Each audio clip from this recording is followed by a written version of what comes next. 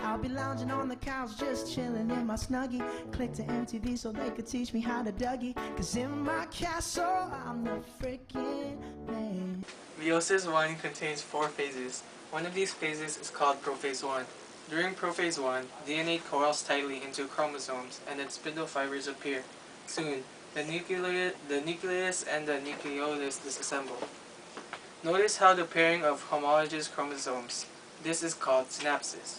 A second phase of meiosis 1 is metaphase 1. It's when tetrads line up randomly along the midline of the cell.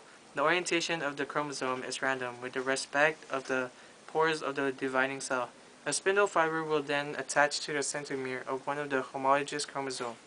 Then, an opposite side or pole will contain spindle fibers to attach to the other homologous chromosome of the pair.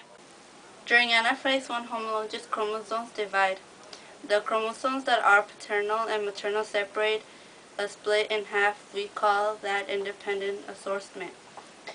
In telophase 1, finally, the chromosomes are completely separated and become two different cells, and cytokinesis begins with haploid numbers of chromosomes, and the cycle passes on to meiosis 2.